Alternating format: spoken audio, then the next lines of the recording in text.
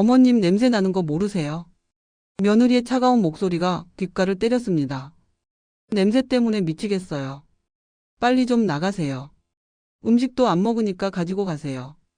평생 아들 가족만 바라보며 살아왔건만 며느리는 저를 냄새 난다며 멸시했습니다. 그것도 모자라 친척들 앞에서까지 모욕을 줬죠. 더 참으면 제 자신이 무너질 것 같았어요. 그날 이후로 저는 결심했습니다.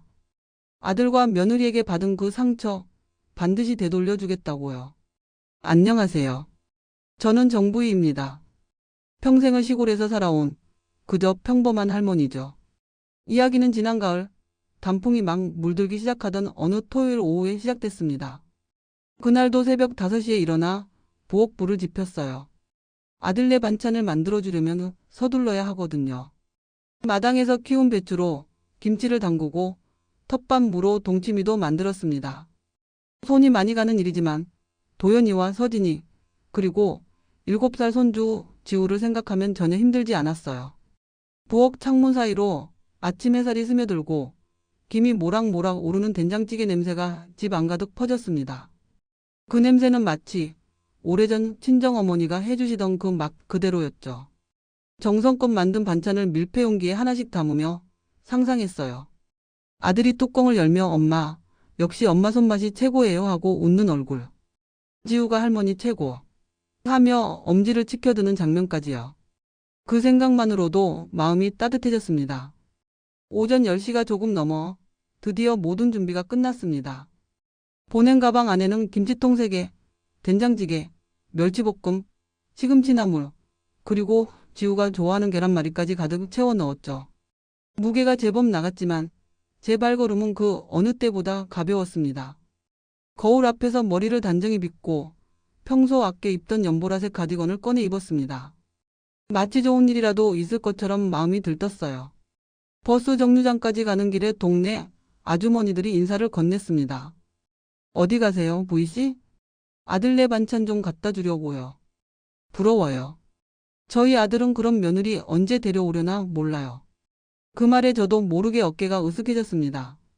30분 넘게 버스를 타고 도시로 향하는 동안 창밖 풍경을 바라보며 행복한 상상에 잠겼어요. 오늘은 지우랑 뭐하고 놀까? 서진이는 내가 담근 김치를 좋아할까? 아들네 아파트는 신도시에 있는 깔끔한 곳이었습니다.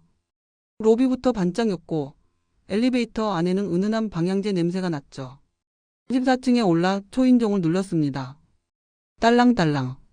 문이 열리자 서진이가 나타났습니다. 그런데 그날따라 표정이 좀 굳어 있었어요. 어머님 오셨어요? 응, 서진아. 반찬 좀 해왔어. 도연이랑 지우는 어디 있니? 현관을 들어서는 순간 공기부터 달랐습니다. 며느리는 반갑게 맞아주기는커녕 입술을 실룩이며 불편한 기색을 감추지 못했죠. 그래도 저는 애써 모른 척했어요. 아들 도연이가 소파에서 일어나 어머니 안녕하세요 하길래 그래 도연아 건강하게 지내고 있니? 하고 웃어 보였죠. 지우는 방 안에서 게임을 하는지 나오질 않았습니다. 평소 같으면 할머니 하며 달려왔을 텐데 그날은 아무 소리도 없었어요. 왠지 집안 공기가 차가웠지만 그냥 피곤한가 보다 했습니다. 부엌으로 가서 반찬들을 꺼내기 시작했죠. 김치통 뚜껑을 여는 순간 고향의 냄새가 은은하게 퍼졌습니다. 마늘, 젓갈, 배추가 어우러진 그 냄새. 저에게는 그저 그리운 시골의 향기였어요. 하지만 그 냄새가 누군가에게는 불쾌함의 시작이 될 줄 그땐 미처 몰랐습니다. 하지만 그 순간 나는 며느리의 미묘한 표정 변화를 놓치지 않았어요. 코를 살짝 찡긋하더니 아무 말 없이 창문 쪽으로 걸어가더군요. 그땐 그냥 환기를 시키려나 보다 생각했어요. 곧 거실 창문을 활짝 여는 소리가 집안 가득 울렸습니다. 차가운 가을 바람이 갑자기 밀려 들어오면서 따뜻하던 공기가 순식간에 싸늘하게 식었어요. 그런데 창문 하나로는 모자랐는지 며느리는 서둘러 주방 창문까지 열어젖혔습니다. 그제야 조금 이상하다는 생각이 들었어요. 날씨도 쌀쌀한데 왜 갑자기 집 안의 모든 창문을 다 여는 걸까? 예전 같으면 내가 오면 따뜻한 차 한 잔이라도 내오곤 했는데 그날은 오히려 집안을 더 차갑게 만들고 있었어요. 며느리는 창문을 연 뒤에도 코를 킁킁거리며 불편한 표정을 지었습니다. 마치 뭔가 냄새가 나는 것처럼요. 그 모습을 보는 순간 가슴 한쪽이 싸늘해졌어요. 설마 내가 가져온 김치 냄새 때문일까? 나는 괜히 마음이 급해져서 부엌에서 반찬을 정리하는 손길이 점점 빨라졌어요. 혹시 내 옷에서 냄새가 나나 싶어 소매를 살짝 맡아봤지만 평소와 다르게 없었죠. 집에서 나오기 전 샤워도 하고 깨끗한 옷으로 갈아입고 향수까지 살짝 뿌리고 나왔는데 말이에요. 그때 거실 쪽에서 며느리의 중얼거림이 들려왔어요. 무슨 말인지는 잘 안 들렸지만 목소리에는 분명 불만이 섞여 있었습니다. 아들은 그 모습을 보고도 아무 말이 없었어요. 그저 스마트폰만 들여다보고 있었죠.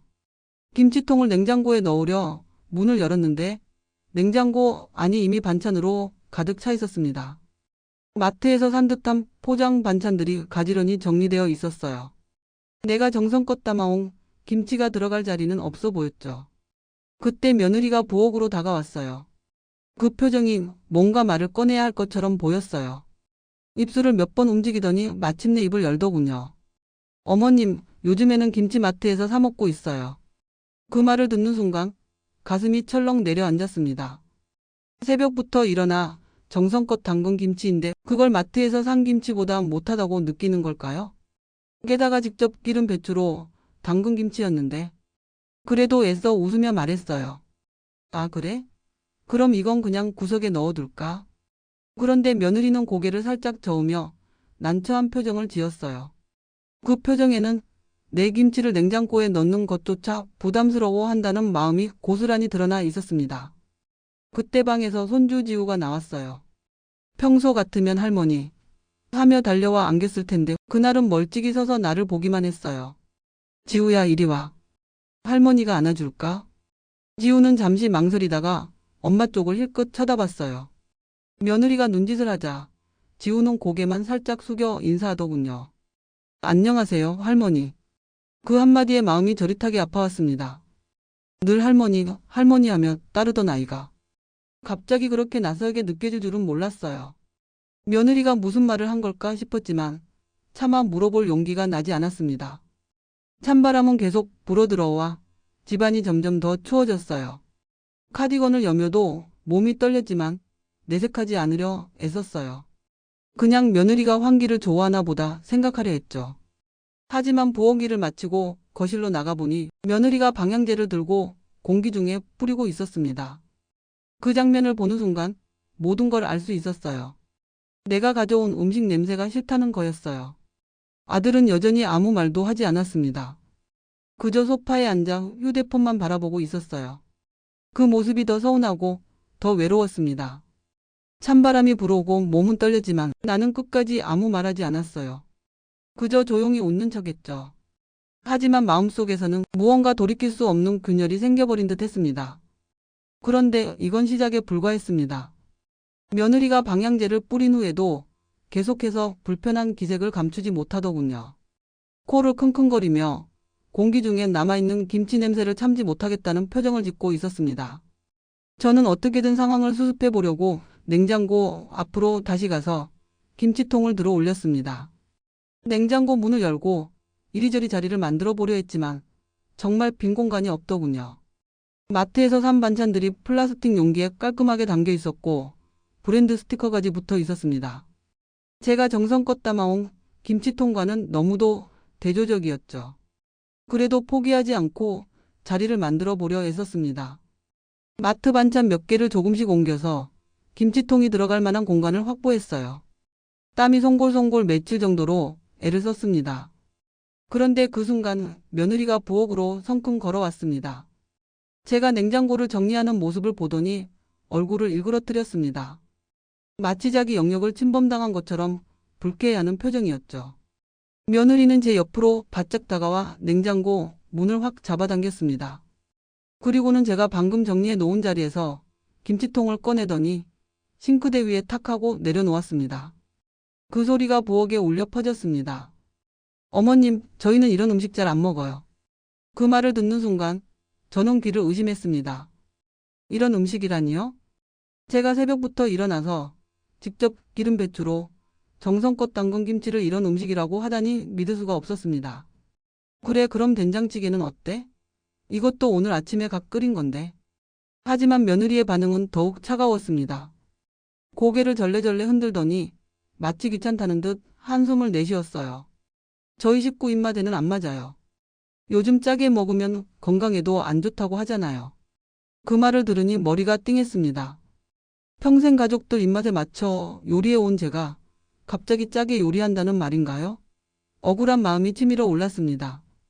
그래도 참으려 했습니다.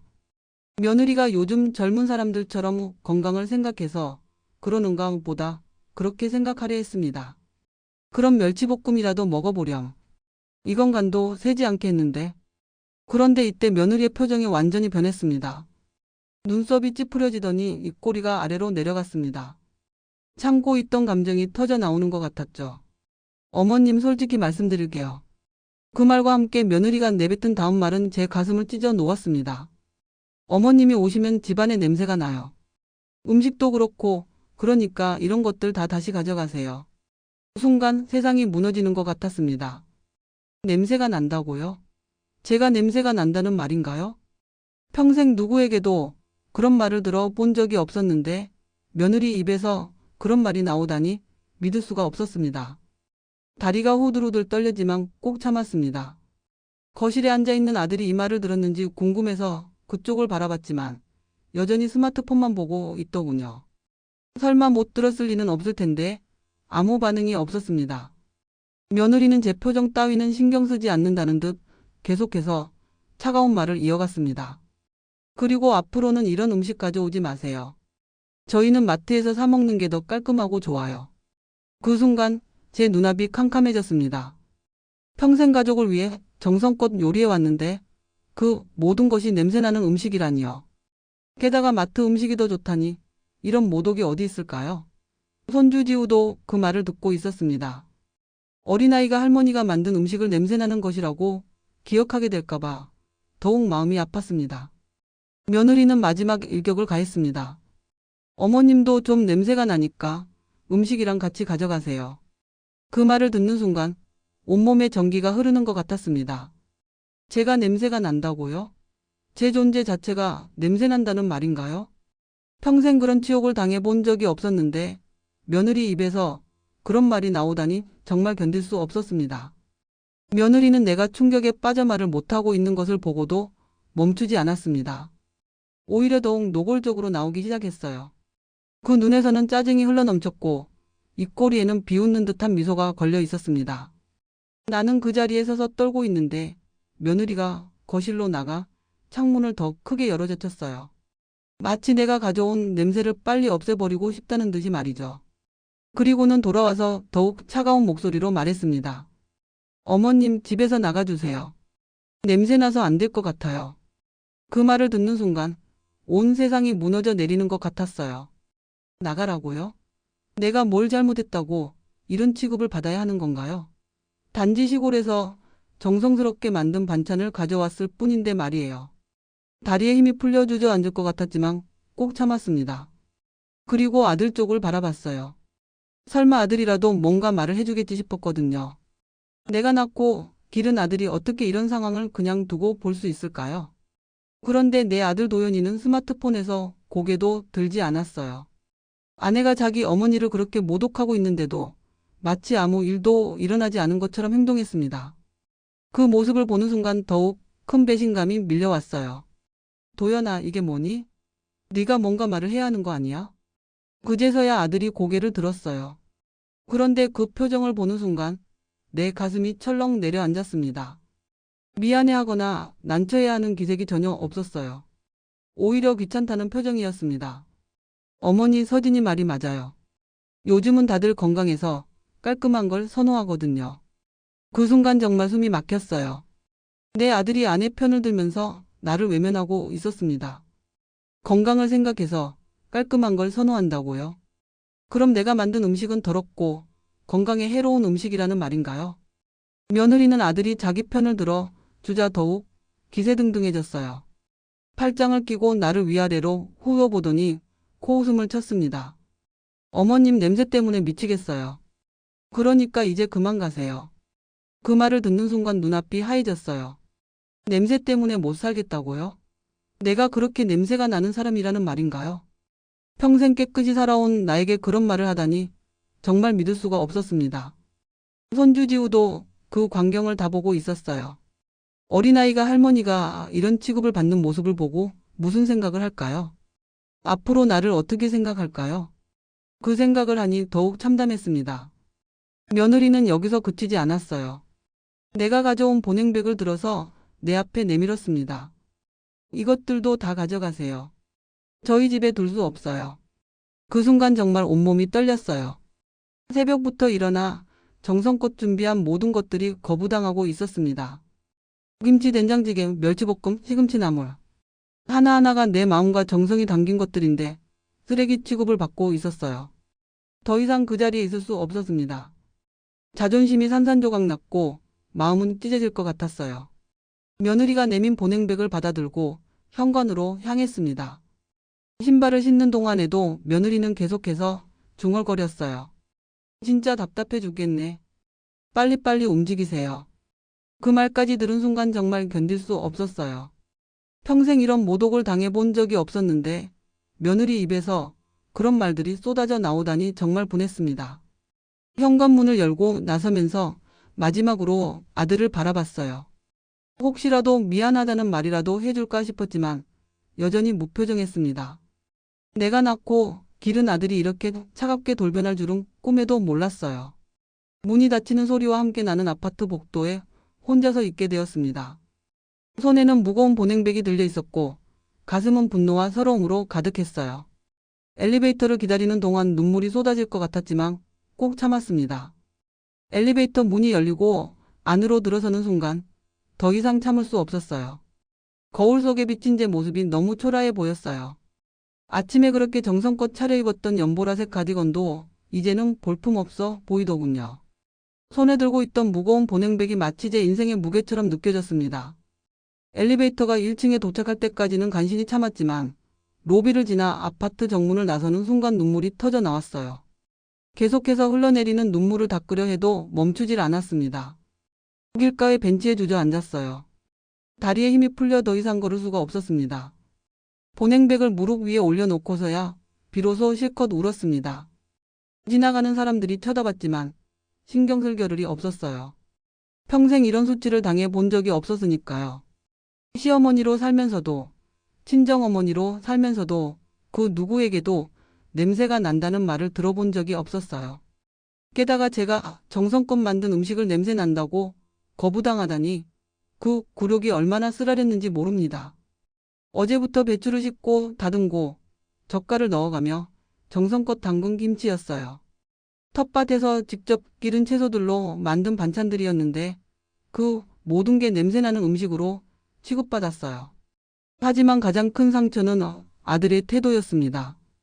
제가 낳고 키운 아들이 아내 편을 들며 저를 외면했을 때 가슴이 무너지는 줄 알았어요. 그동안 아들을 위해 얼마나 많은 걸 포기하고 희생했는데 이런 식으로 돌아오다니.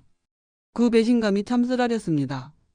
벤치에 앉아 울고 있는데 한 할머니가 다가와 말을 걸었어요. 어르신 무슨 일이세요? 많이 속상해 보이시는데요. 그 따뜻한 말에 오히려 더 눈물이 났습니다.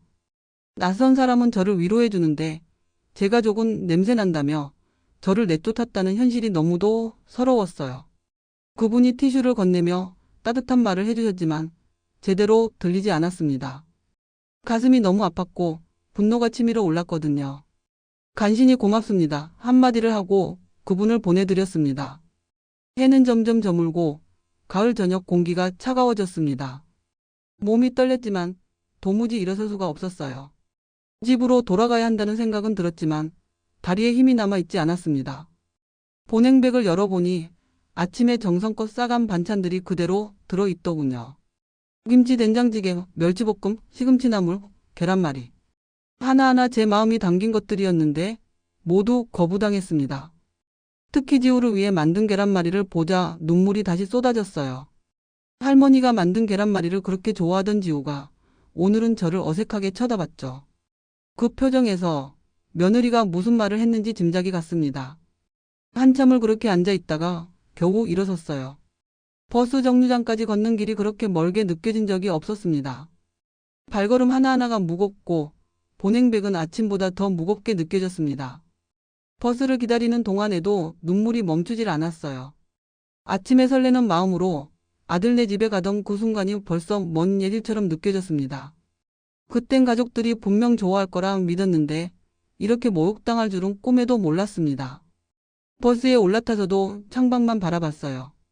혹시 내게서 정말 냄새가 나는 건 아닌지 몇 번이고 옷을 확인했지만 아무 냄새도 나지 않았습니다. 그런데도 마음 한구석은 지워지지 않는 수치심으로 가득했어요. 시골로 돌아가는 길이 그렇게 길게 느껴진 적이 없었습니다. 평소엔 30분이면 금방인데 그날은 몇 시간처럼 느껴졌어요. 창밖 풍경이 전부 흐릿하게 보였죠. 집에 도착해 대문을 여는 순간 마당에 심어둔 배추들이 눈에 들어왔어요. 그 배추로 김치를 담갔는데 이제는 그 김치가 냄새나는 음식이 되어 버렸다니. 그 생각에 또다시 눈물이 쏟아졌습니다. 부엌에 들어가 보냉백을 내려놓으며 혼잣말처럼 중얼거렸어요. 내가 도대체 뭘 잘못했다고 이런 대접을 받아야 하나. 억울함이 치밀어 올라 가슴이 저렸습니다. 평생 가족을 위해 헌신했는데 결국 이런 보답이라니. 정말 견딜 수가 없었어요. 집에 온 지 1시간도 안 돼서 전화벨이 울렸습니다. 누구일까 싶어 전화를 받았는데 아들 도윤이었습니다. 혹시라도 미안하다는 말을 할까 싶어 기대하는 마음으로 전화를 받았죠. 그런데 아들의 첫마디부터 제 기대를 완전히 배신했습니다. 목소리부터 차가웠고 마치 저를 타이르려는 듯한 톤이었어요. 어머니, 오늘 일로 서진이가 많이 스트레스 받았어요. 그 말을 듣는 순간 귀를 의심했습니다. 며느리가 스트레스를 받았다고요? 저를 냄새난다며 내쫓아 놓고 며느리가 스트레스를 받았다는 말인가요? 제가 받은 상처와 못 오군 생각도 하지 않고 말이에요. 도연아, 그게 무슨 소리니? 엄마가 얼마나 상처받았는지 알기나 해? 그런데 아들의 대답은 더욱 충격적이었습니다. 전혀 미안해하는 기색도 없이 오히려 저를 탓하는 투였습니다. 어머니도 이해해 주세요. 서진이 말이 틀린 게 아니잖아요. 요즘 젊은 세대는 다 그래요. 그 순간 정말 화가 치밀어 올랐습니다. 며느리 말이 틀린 게 아니라니요? 그럼 제가 정말 냄새나는 사람이고 제 음식이 더러운 음식이라는 말인가요? 제가 낳고 기른 아들이 저를 이렇게 매도하다니 믿을 수가 없었습니다. 전화기를 꽉 쥐고 있는 제 손이 떨렸습니다. 목소리도 떨렸지만 꼭 참고 말했죠. 도연아, 엄마가 언제 너희한테 폐를 끼쳤니? 그저 정성껏 만든 반찬 가져다 주는 게 그렇게 큰 잘못이야. 하지만 아들은 그런 제 마음 따위는 전혀 헤아리지 않았습니다. 오히려 더욱 단호한 목소리로 말했죠. 어머니, 앞으로는 미리 연락하고 오세요. 서진이가 준비할 시간이 필요하거든요. 미리 연락하고 오라고요? 그럼 이제는 아들 집에 가는 것도 허락을 받아야 한다는 말인가요? 마치 제가 원치 않는 손님 취급을 받고 있는 것 같았습니다. 더욱 기가 막힌 건 다음에 한 말이었습니다. 그리고 어머니, 솔직히 말씀드리면 당분간은 오지 마세요. 그 말을 듣는 순간 세상이 무너지는 것 같았습니다. 당분간 오지 말라니요. 제 아들이 제게 아예 오지 말라고 하다니 이런 일이 있을 수 있나요? 손에서 전화기가 떨어질 뻔했고 가슴이 너무 아파서 숨쉬기도 힘들었습니다. 그래도 마지막으로 한 번 더 물어봤습니다. 도연아, 정말이니? 엄마가 그렇게 싫어? 아들의 대답은 더욱 잔인했습니다. 싫다는 게 아니라 서진이 스트레스 받는 게 보기 안 좋아요.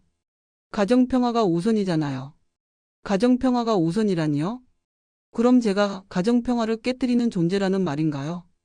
평생 가족을 위해 희생했는데 이제는 가정평화를 해치는 사람 취급을 받고 있었습니다.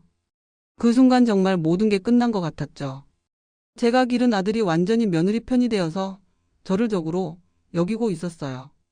며느리가 스트레스 받는다고 어머니를 아예 오지 말라고 하다니 이런 배신이 어디 있습니까? 전화를 끊고 나서 한참 동안 그 자리에서 꼼짝도 하지 못했습니다. 다리에 힘이 풀려서 움직일 수도 없었고 머리는 띵하고 가슴은 찢어질 것 같았습니다. 거실 한쪽에 걸려있는 아들 가족 사진이 눈에 들어왔습니다. 행복해 보이는 그들의 모습을 보니 더욱 서러웠습니다. 그 행복한 가정에서 저는 이제 방해물이 된 거였죠. 소파에 주저앉아 하늘을 바라봤습니다. 남편이 살아계셨다면 이런 일이 일어났을까요? 아들이 감히 어머니를 이렇게 대했을까요? 혼자가 되니까 무시당하는 건가 싶어 더욱 외로웠습니다. 부엌에 놓여있는 보냉백이 눈에 들어왔습니다. 아직도 반찬들이 그대로 들어있었죠. 정성껏 만든 것들이 모두 거부당한 채로 말입니다. 그걸 보니 눈물이 또 났습니다. 이제 정말 어떻게 해야 할지 모르겠습니다. 아들은 당분간 오지 말라고 했고, 며느리는 저를 냄새난다며 거부했고, 손주마저도 저를 어색하게 바라봤습니다. 이제는 제가 설 자리가 어디에도 없는 것 같았습니다. 그날 밤 나는 좀처럼 잠을 이룰 수 없었습니다. 아들의 차가운 목소리가 계속 귓가에 맴돌았고, 며느리의 모욕적인 말들이 머릿속을 떠나지 않았어요. 내가 평생 이렇게 치욕을 당하며 살아야 하나 싶으니 앞이 막막했습니다. 그런데 일주일쯤 지나 뜻밖의 전화가 걸려왔습니다. 친정 쪽에서 은혜가 결혼을 한다는 소식이었어요. 큰언니가 직접 전화를 걸어왔는데 오랜만에 들리는 언니의 목소리가 반가우면서도 마음 한켠이 복잡했습니다. 분이야, 은혜가 다음 달에 결혼해. 그 전에 가족들 다 모이기로 했으니까 너도 꼭 와. 그 말을 듣는 순간 심장이 쿵 내려앉았습니다. 가족들이 다 모인다니. 아들과 며느리와 싸운 지 얼마 되지도 않았는데 그들 앞에서 얼굴을 마주해야 한다는 생각에 온몸이 굳어버렸어요. 언니, 나는 좀 몸이 안 좋아서. 거짓말을 하려 했지만 언니는 단호했어요. 무슨 소리야? 은혜가 어릴 때부터 너를 얼마나 따랐는데? 이런 날 안 오면 어떻게 해? 전화를 끊고 나서 한참 동안 고민했습니다. 솔직히 가고 싶지 않았어요. 며느리 앞에서 또 어떤 모욕을 당할지 뻔했거든요. 게다가 친척들 앞에서 창피라도 당하면 그건 정말 견딜 자신이 없었습니다. 며칠 동안 잠도 제대로 잘 수가 없었어요. 그때부터 며느리의 말이 계속 머릿속을 떠나지 않았습니다. 정말 내가 냄새가 나는 걸까? 혹시 나만 모르고 있는 건 아닐까? 의심이 꼬리에 꼬리를 물었어요. 거울 앞에 서서 나 자신을 유심히 살펴봤습니다. 평생 깔끔하게 살아왔다고 생각했는데 정말 내가 뭔가 문제라도 있는 걸까 싶었죠.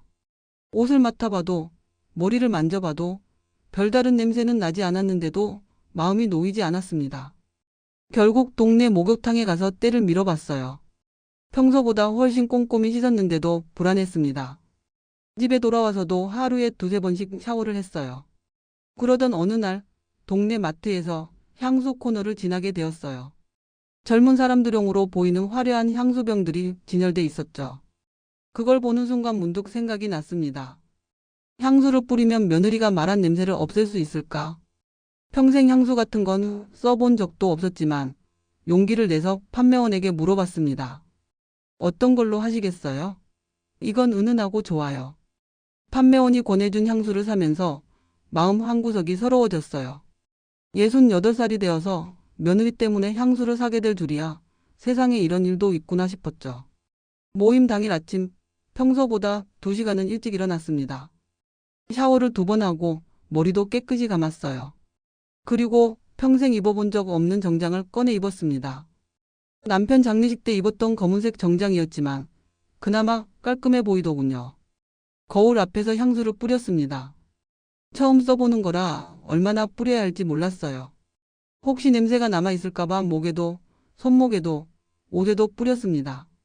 하지만 너무 많이 뿌린 모양이었어요. 냄새가 너무 강해서 머리가 어지러울 정도였죠. 그래도 며느리가 또 냄새난다고 할까봐 참았습니다. 집을 나서기 전 마지막으로 옷 곳곳을 맡아봤어요. 이제는 향수 냄새밖에 안 났지만 그래도 불안했습니다. 식당으로 가는 버스 안에서도 계속 신경이 쓰였어요. 혹시 다른 승객들이 나를 이상하게 바라보지 않을까 싶어 괜히 어깨를 움츠렸습니다. 향수 냄새가 너무 강한 것 같았지만 창문을 열 용기가 없었어요. 식당에 도착하자 심장이 미친 듯이 뛰었습니다. 아들 가족이 벌써 와 있을까? 며느리가 또 뭐라고 하지 않을까? 두려움이 발끝까지 차올랐어요. 화장실에 들러 마지막으로 몸단장을 했습니다. 머리도 다시 빗고 립스틱도 살짝 발랐어요. 거울 속 내 모습은 평소보다 훨씬 과하게 치장한 것 같았지만 어쩔 수 없었습니다. 그리고 마침내 식당 안으로 들어가야 할 시간이 되었습니다. 문 손잡이를 잡으며 마음속으로 다짐했어요. 오늘은 절대 창피당하지 않겠어. 완벽하게 준비했으니까 이제는 괜찮을 거야. 그런데 막상 식당 안으로 들어서니 다리가 떨렸어요. 친척들이 하나둘 저를 바라보는 게 느껴졌고 어디선가 며느리의 목소리가 들려오는 것 같았습니다. 과연 오늘은 무사히 지나갈 수 있을까? 친정 조카 은혜의 결혼을 축하하는 가족 모임은 시내 한복판에 있는 고급 한정식 집에서 열렸습니다. 넓은 다미방에 큰 테이블이 놓여 있었고 친척들이 하나둘 모여들었어요. 총 15명 정도가 참석했는데 오랜만에 보는 얼굴들이 많았습니다. 제가 들어서자 친척들이 반갑게 인사를 건넸습니다. 큰 언니부터 시작해서 조카들, 조카 며느리들까지 모두 오랜만이에요 하며 저를 반겨주었어요. 그 순간만큼은 마음이 좀 놓였습니다. 그런데 아들 가족이 들어오는 순간 분위기가 바뀌었어요. 며느리 서진이가 저를 보더니 살짝 인상을 찌푸렸습니다. 그리고는 아들에게 뭔가 속삭이더군요. 아들도 저를 보더니 어색한 표정을 지었어요. 손주 지우는 친척들에게는 밝게 인사했지만 저에게는 고개만 살짝 숙였습니다. 평소 할머니 하며 안기던 모습과는 너무 달랐어요. 그 모습을 보니 가슴이 답답해졌습니다. 자리에 앉는데 며느리가 일부러 제일 먼 자리에 앉았습니다. 아들과 지우도 따라서 멀리 앉더군요. 마치 저를 피하는 것 같아서 서러웠지만 내색하지 않으려 했습니다. 음식이 나오기 시작했습니다. 갓 만든 따뜻한 음식들이 하나씩 올라왔는데 향긋한 냄새가 방 안에 퍼졌어요. 전복죽, 갈비찜, 생선구이 등 정성스럽게 만든 한정식이었습니다. 친척들이 맛있다고 하면서 이야기꽃을 피웠습니다. 오랜만에 모인 자리라 화기애애한 분위기였어요. 저도 점점 마음이 편해지면서 대화에 참여하기 시작했습니다. 그런데 식사가 절반쯤 진행되었을 때였어요. 갑자기 며느리가 코를 킁킁거리기 시작했습니다. 주변을 둘러보더니 뭔가 불쾌하다는 표정을 지었어요. 처음에는 음식 냄새 때문인가 싶었는데 며느리의 시선이 점점 제 쪽으로 향하는 게 느껴졌습니다. 그 순간 불길한 예감이 들었어요. 며느리가 갑자기 큰 소리로 말했습니다. 무슨 냄새 나지 않으세요? 그 말과 함께 며느리의 시선이 노골적으로 저를 향했어요. 방 안에 있던 모든 친척들의 시선이 일순간 제게 집중됐습니다. 갑자기 방 안이 조용해졌고 숨소리까지 들릴 정도였어요. 제 얼굴이 화끈거렸습니다. 며느리가 지금 저를 겨냥해서 말하고 있다는 걸 모를 사람이 어디 있겠습니까? 친척들도 눈치를 챈 듯 서로 눈짓을 주고받았어요. 그런데 며느리는 여기서 멈추지 않았습니다. 오히려 더욱 노골적으로 나왔어요. 아, 향수 냄새인가? 너무 진한 것 같은데요. 그 말을 듣는 순간 정말 죽고 싶었어요. 며느리 때문에 처음으로 향수를 뿌렸는데 이제는 그것마저 트집을 잡고 있었습니다. 친척들 앞에서 이런 망신을 당하다니 정말 견딜 수 없었습니다. 큰언니가 분위기를 바꿔보려고 했습니다. 뭔 소리야, 서진아. 그냥 음식 냄새겠지. 그런데 며느리는 계속해서 저를 노려봤어요. 입꼬리에는 비웃는 듯한 미소까지 띄고 있었습니다. 마치 저를 공개적으로 망신 주는 걸 즐기고 있는 것 같았어요. 아들 도연이는 아내의 이런 행동을 보고도 아무 말하지 않았습니다. 제가 이렇게 당하고 있는데도 아무런 도움을 주지 않았어요. 조카 며느리들이 수군거리기 시작했습니다. 정확히 무슨 말인지는 들리지 않았지만 저를 쳐다보면서 뭔가 이야기하고 있었어요. 평생 이런 창피를 당해 본 적이 없었습니다. 그런데 며느리는 마지막 일격을 가했습니다. 요즘 나이 드신 분들은 후각이 둔해져서 본인은 모르시는 경우가 많다던데요. 그 말을 듣는 순간 정말 화가 머리끝까지 올랐습니다. 나이 드신 분들이라니요? 후각이 둔해졌다니. 저를 대놓고 늙은이 취급하면서 냄새나는 사람으로 만들고 있었어요. 더 이상 그 자리에 있을 수 없었습니다. 평생 쌓아온 자존심이 산산조각 났고 친척들 앞에서 이런 모욕을 당하다니 정말 견딜 수 없었어요. 다리가 후들후들 떨렸지만 나는 자리에서 일어섰습니다. 그 순간 방 안의 모든 시선이 내게로 쏠렸어요.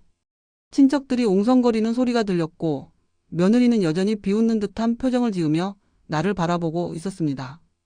아들은 고개를 숙이고 있었고 손주 지우는 무슨 일인지 모른다는 듯 어리둥절해했어요. 가슴이 터질 것 같았지만 나는 체면을 유지해야 했습니다. 친척들 앞에서 완전히 무너질 수는 없었거든요. 그래서 나는 가까스로 미소를 지으며 말했습니다. 아, 깜빡했네요. 급한 약속이 있었는데 까먹고 있었어요. 그 말을 하고 서둘러 자리를 정리했어요. 핸드백을 들고 일어서는데 손이 떨려서 제대로 잡을 수조차 없었습니다. 친척들이 나를 바라보는 시선이 따가웠지만 나는 애서 태어난 척했어요. 그때 큰언니가 놀란 얼굴로 물었습니다. 어디 가려고 그래? 은혜 결혼 축하하러 온 거잖아. 그 말을 듣는 순간 마음이 더 아려왔습니다. 조카 은혜의 결혼을 진심으로 축하해주고 싶었는데 며느리 때문에 이런 꼴이 되어 버렸으니까요. 은혜도 당황한 표정으로 나를 바라봤어요. 정말 급한 일이 생겨서요. 미안해, 은혜야. 나는 그렇게 말하고 서둘러 방을 나왔습니다. 문을 나서는 순간 뒤에서 웅성거리는 소리가 더 크게 들려왔어요. 분명 나에 대한 이야기를 하고 있겠죠.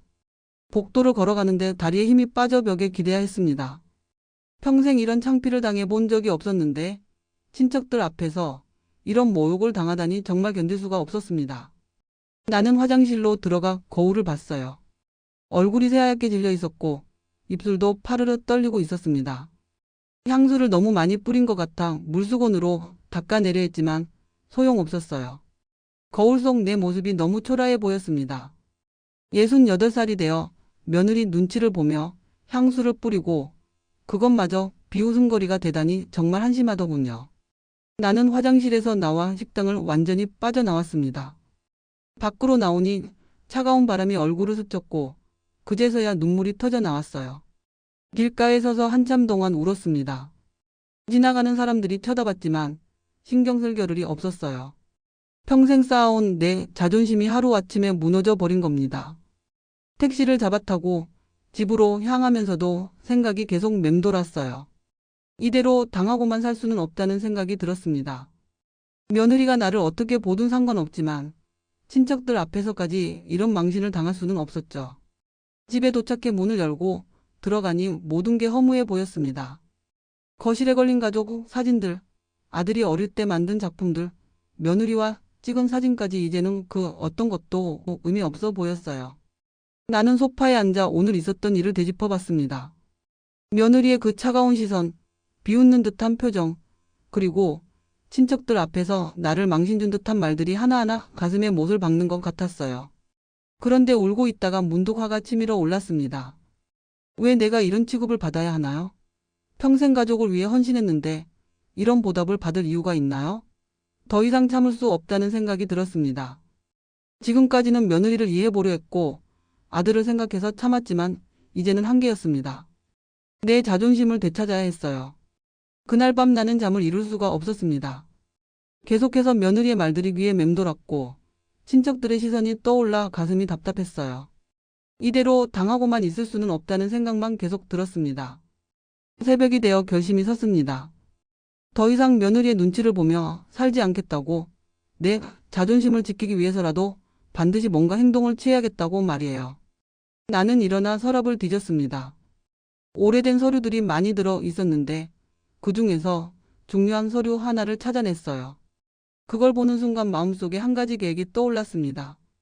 며느리가 나를 냄새난다고 내쫓았으니 이제는 내가 그들을 내쫓을 차례였습니다.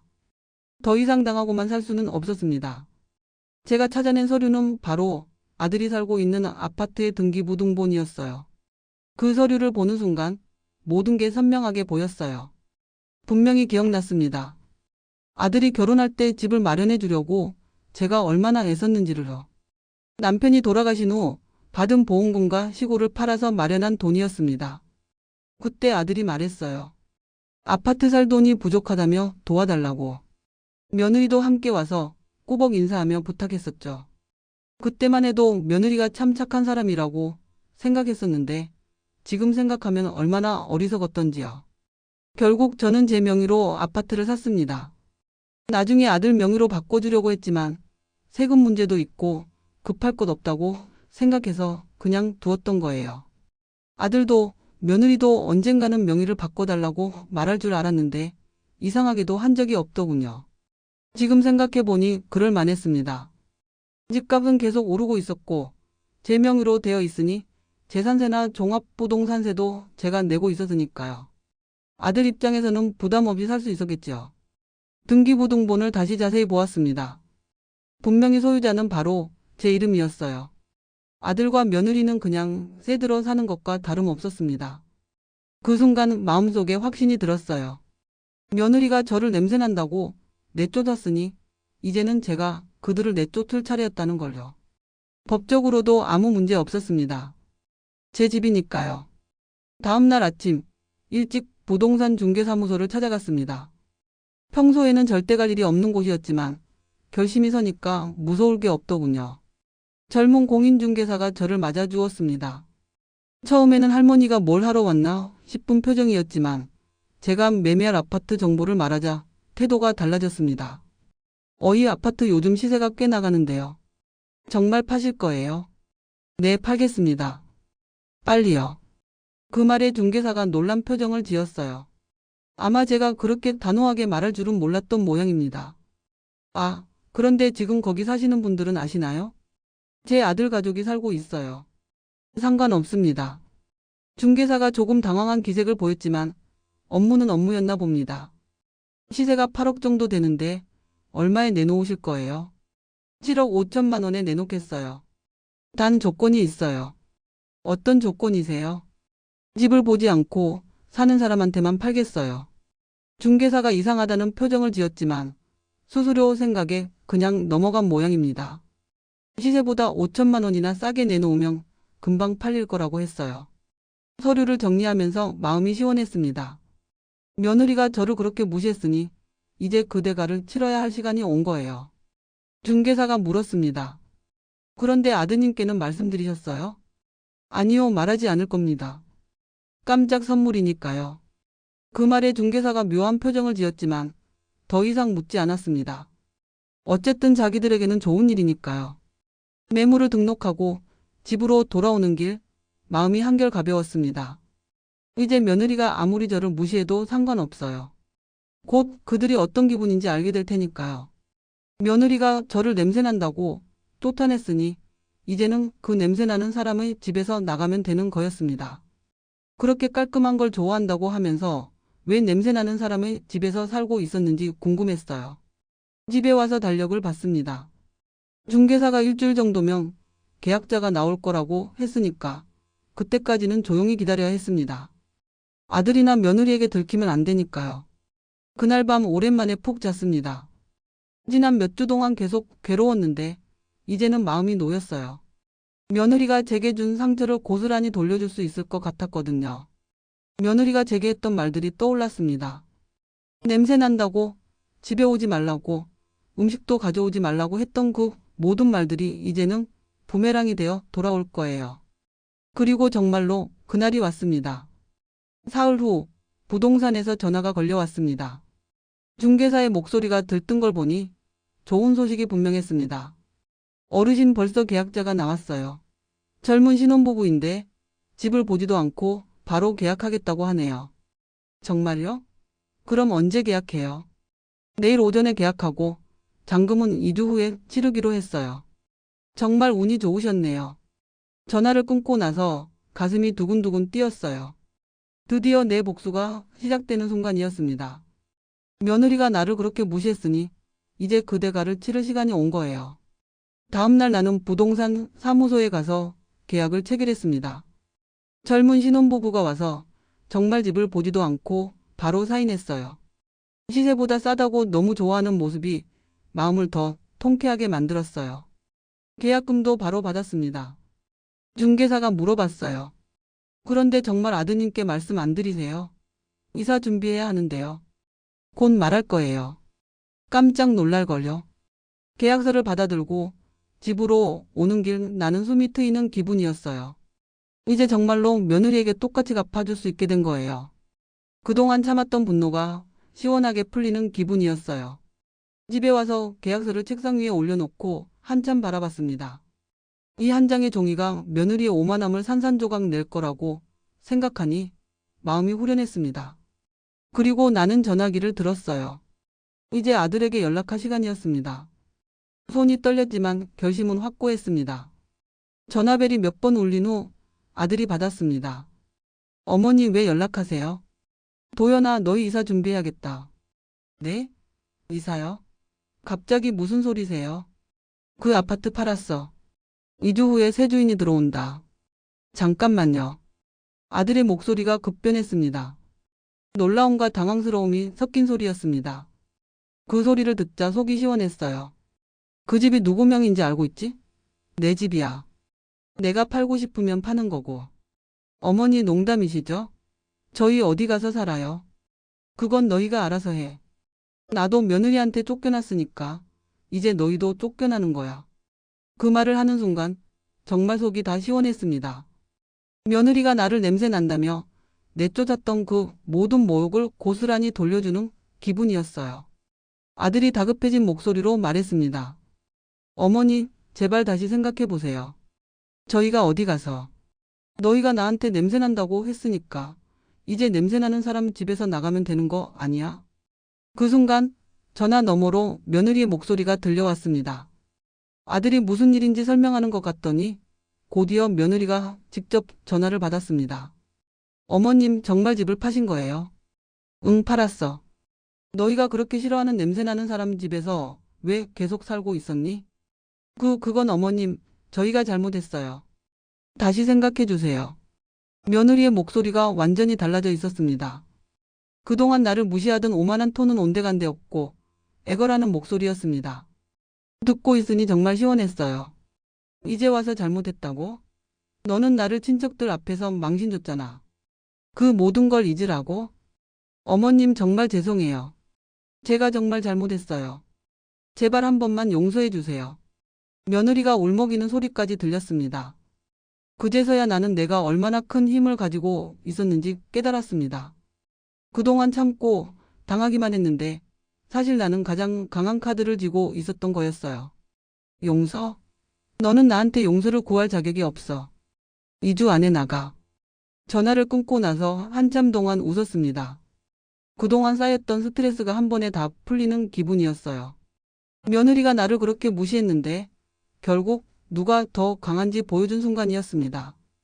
며느리가 내게 했던 모든 말들이 이제 그대로 되돌아간 거였어요. 냄새난다고 내쫓았으니 이제 냄새나는 사람은 집에서 나가는 게 당연한 거 아닌가요? 오후에 또 전화가 걸려왔지만 나는 받지 않았어요. 아마 아들이나 며느리가 다시 애원하려고 했겠지만 나는 들어줄 생각이 없었어요. 이미 내 마음속에서 결정된 일이었거든요. 그날 저녁, 정말 오랜만에 마음 편히 저녁을 먹을 수 있었어요. 그동안 며느리 눈치 보느라 얼마나 힘들었는지 이제야 실감했어요. 다음날 오후 예상했던 일이 벌어졌습니다. 현관문을 두드리는 소리가 들렸어요. 평소보다 훨씬 급하고 다급한 소리였죠. 누군지 뻔했지만 나는 천천히 문을 열었어요. 역시나 아들과 며느리가 서 있었어요. 두 사람 모두 얼굴이 새파랗게 질려 있었고 며느리는 눈이 빨갛게 부어 있었죠. 평소 그렇게 당당하던 모습은 온데간데 없고 완전히 초라해 보였어요. 아들이 먼저 입을 열었어요. 어머니, 들어가서 이야기해요. 들어와. 나는 짧게 대답하고 거실로 안내했어요. 두 사람이 소파에 앉았지만 며느리는 고개를 숙이고 있었어요. 그동안 나를 그렇게 무시하던 사람이 이렇게 초라해진 모습을 보니 속이 시원했어요. 거실 분위기는 무거웠어요. 아들은 계속 입술을 깨물고 있었고 며느리는 손수건으로 눈물을 닦고 있었죠. 나는 팔짱을 끼고 그들을 바라봤어요. 며느리가 떨리는 목소리로 말했어요. 어머님, 정말 죄송합니다. 제가 너무 잘못했어요. 그 말을 들어도 내 마음은 움직이지 않았어요. 그동안 내가 받은 상처와 모욕을 생각하면 이 정도로는 부족했거든요. 아들이 무릎을 꿇고 말했어요. 어머니, 제발 한 번만 용서해 주세요. 저희가 어디 가서 살아요? 그 모습을 보는 순간 예전 같으면 마음이 약해졌겠죠. 내가 낳고 기른 아들이 무릎을 꿇고 있으니까요. 그런데 이상하게도 전혀 치근하지 않았어요. 며느리가 더욱 간절한 목소리로 애원했어요. 어머님, 제가 정말 잘못했어요. 앞으로는 절대 그런 말 안 할게요. 제발 집을 다시 돌려주세요. 나는 비웃듯 말했어요. 다시 돌려달라고요? 참 뻔뻔하네요. 그동안 나를 어떻게 대했는지 벌써 잊었나 봐. 너는 나를 냄새난다고 했잖아. 냄새나는 사람 집에서 왜 계속 살려고 하니? 며느리가 울먹이며 대답했어요. 그건 제가 정말 잘못 말한 거예요. 어머님은 전혀 냄새 안 나세요. 이제 와서 그런 말을 하다니 웃기는 일이었어요. 친척들 앞에서 나를 망신 줄 때는 언제고 이제 와서 냄새 안 난다니요? 아들도 함께 애원했어요. 어머니, 서진이가 정말 반성하고 있어요. 한 번만 기회를 주세요. 기회? 너희는 나한테 기회를 줬니? 당분간 오지 말라고 했으면서 무슨 기회야? 두 사람은 말문이 막힌 듯 아무 말도 하지 못했어요. 내 말이 맞았거든요. 그들은 나에게 어떤 기회도 주지 않았으면서 이제 와서 기회를 달라니 말이 안 되는 일이었어요. 며느리가 바닥에 무릎을 꿇으며 말했어요. 어머님 정말 제발이요. 저 정말 잘못했어요. 평생 후회하면서 살게요. 그 모습을 보니 옛날 생각이 났어요. 내가 며느리 앞에서 얼마나 작아졌었는지, 얼마나 눈치를 봤었는지 말이에요. 이제는 상황이 완전히 뒤바뀐 거였어요. 평생 후회하면서 살겠다고? 좋네. 나도 평생 상처받으면서 살 뻔했어. 아들이 더욱 다급해진 목소리로 말했어요. 어머니, 지우는 어떻게 해요? 아이가 학교도 다녀야 하는데. 지우를 핑계로 대는 모습을 보니 더욱 화가 났어요. 그동안 지우를 이용해서 나를 멀리하게 만든 건 누구였는데 이제 와서 지우 걱정을 하다니요. 지우 걱정은 너희가 해. 나는 지우 할머니가 아니라 냄새나는 할머니잖아. 두 사람은 완전히 절망에 빠진 표정을 지었어요. 더 이상 할 말이 없다는 듯 서로를 바라보고 있었죠. 며느리가 마지막으로 말했어요. 어머님 정말 죄송해요. 제가 어떻게 하면 용서받을 수 있을까요? 그 말을 듣고 나는 웃음이 나왔다. 어떻게 하면 용서받을 수 있냐고요? 이미 늦었어요. 용서? 너는 친척들 앞에서 나를 망신줬어. 그걸 어떻게 용서해? 며느리가 흐느끼기 시작했다. 그동안 당당하던 모습은 온데간데 없고 완전히 무너진 모습이었다. 그 모습을 보니 속이 시원했다. 아들도 포기한 듯한 표정을 짓고 있었고 더 이상 어떤 말로도 내 마음을 돌릴 수 없다는 걸 깨달은 것 같았다. 이제 가거라. 두 사람은 터벅터벅 일어났다. 며느리는 계속 울고 있었고 아들은 허탈한 표정으로 나를 바라봤다. 형광까지 배웅하면서 마지막으로 말했다. 앞으로는 냄새나는 사람한테 패 끼치지 말고 깔끔하게 살아라. 문을 닫고 거실로 돌아왔을 때 창문 너머로 두 사람이 터벅터벅 걸어가는 모습이 보였다. 며느리는 아직도 울고 있었고 아들은 어깨가 축 처져 있었다. 그 모습을 보면서 마음 한구석이 후련했다. 그동안 참았던 모든 것들이 시원하게 해결된 기분이었다. 며느리가 나에게 준 상처를 고스란히 돌려준 셈이었다. 이제야 정말로 내 자존심을 되찾은 것 같았다. 더 이상 누구 눈치도 보지 않고 당당하게 살 수 있을 것 같았다. 그 일이 있고 석 달이 지났다. 아들 내외는 정말로 2주일 만에 이사를 나갔다. 신도시에 있던 깔끔한 아파트에서 나와 시 외곽의 작은 투룸으로 들어갔다고 들었다.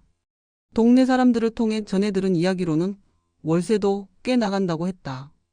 그동안 내 집에서 공짜로 살면서 돈을 모았을 텐데 이제야 현실을 깨달은 모양이다. 아들이나 며느리에게서 연락은 한 번도 오지 않았다. 아마 내가 절대 용서해주지 않을 거라는 걸 알고 있나 보다. 처음 며칠은 혹시 전화라도 올까 싶었지만 시간이 지나면서 오히려 다행이라는 생각이 들었다. 손주 지우는 어떻게 지내고 있을지 가끔 궁금하긴 하다. 그래도 며느리가 나를 그렇게 싫어했으니 지우에게도 좋지 않은 말을 했을 거다. 어린아이가 할머니에 대해 나쁘게 기억하게 됐을 테니 안타깝긴 하다. 집을 판 돈으로는 시골 생활을 더 편하게 만들었다.